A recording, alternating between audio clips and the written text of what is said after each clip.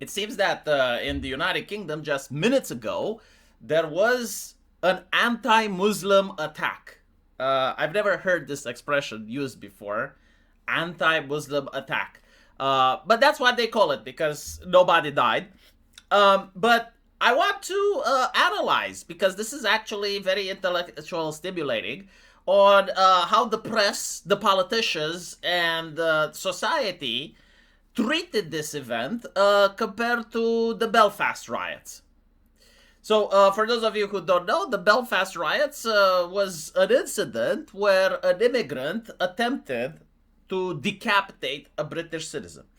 And he was stopped not by the police or the authorities, he was stopped by the civilians that happened to be on the street. And the mainstream media had a completely different reaction to the one that we see here. So, first of all, I was told by British politicians, by journalists, by academics, that in situations like this, showing the actual image of the attack is the problem. The BBC themselves, they basically said that the Belfast riots were sparked by the image of the event which circulated on X. Right, so when you have something bad happening in real life, usually a crime, right? The problem isn't necessarily with the criminal.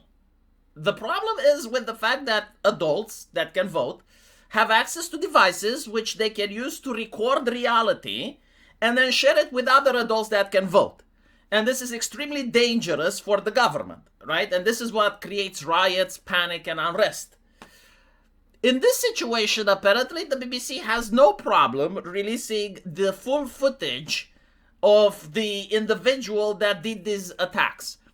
And I just wonder, like what changed at the BBC? Like, do they have a new editorial policy? Did the journalists change their mind? Did they hire a new guy?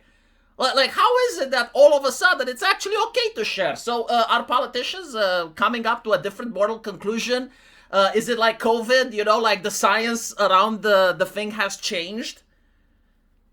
Fascinating, isn't it? Right. So, what is the principle now? I'm curious. Like, when the next attack happens, like, obviously it's not going to happen. So, but like at some point there is going to be another event, right? So, if you're a British citizen, like, should you be allowed to record it and share it with others? Should you ask a politician? Should you ask the BBC? Like, what is the principle? Not to morally judge people, but to know how law-abiding citizens should behave in the future. Okay, the second one is Starboard the Kier, also showing the attack. Like, it's interesting, right? Like, all of a sudden, showing the attack is not just allowed, but is being promoted by the highest levels of power in the United Kingdom. And he says he finds it absolutely appalling. No one should face violence on our streets. Okay. The suspect appears to be motivated by anti-Muslim hatred. This is what I find fascinating, right? Because in the case of the Belfast, where you had an individual that attempted to decapitate someone else, up till this day I have not heard what the motive is. Like, I'm pretty sure, like, something must have gone into his head, right? But, like, nobody knows. Like, the press is inexperienced. They couldn't find out. The prime minister didn't know. And so I suppose, like, now they hired better experts, right? Like, now they actually managed within, as you can see, like 50 minutes of the attack to figure out what the motive is. I'm not saying that this is not the correct motive. Like, I'm pretty sure maybe it is. But I'm just, astonished at the level of professionalism and the expertise of everyone involved. Like, now we expect that when the next attack happens, within minutes, right? Like, they will be able to tell us the motive. Also, the prime minister speaking out. I mean, don't get me wrong.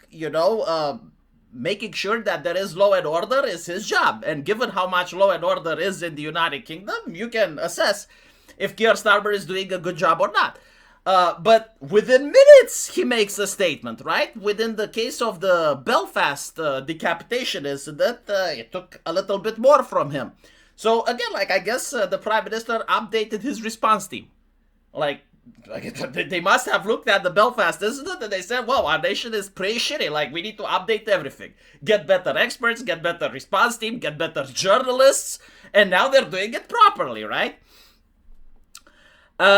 He also says that he will not tolerate anti-Muslim hatred, right? This man will face the full force of the law. His thoughts are with those who are injured. And he thanks the police and the emergency services for the response.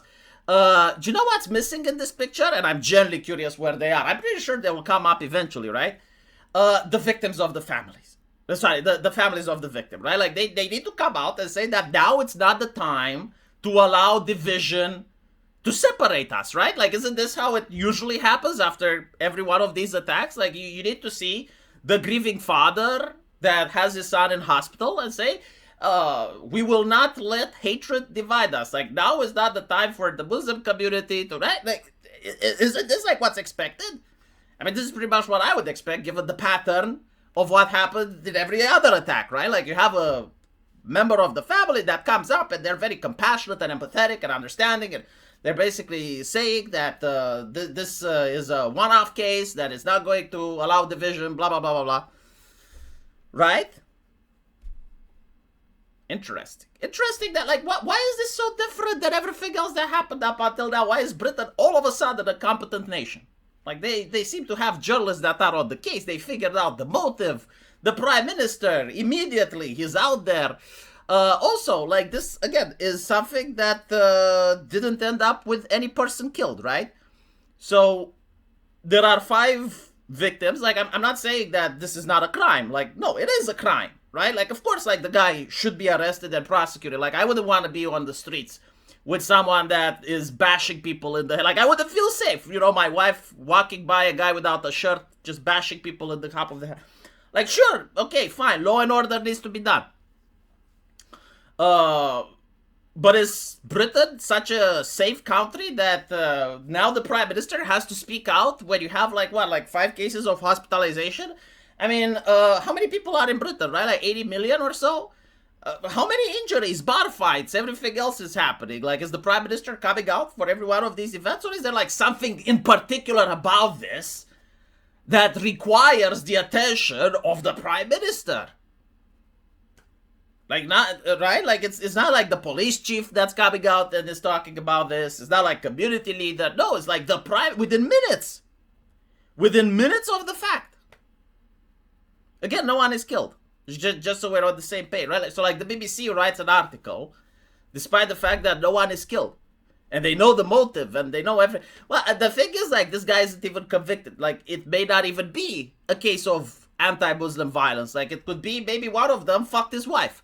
I'm just saying, you know, like, common basic bitch reasons why people do this type of activities. Like, crimes out of passion, we called it when I was at law school, right? Like, you see a man fucking your wife, and then you get enraged. It's not premeditated. That's the idea. Maybe they owed him money. Who knows? We don't know. But, like, apparently the BBC knows already, and the prime minister. Interesting. Like, I usually thought it's not correct to speculate, right? Like, they would say it's misinformation. They would not show the picture of the attack.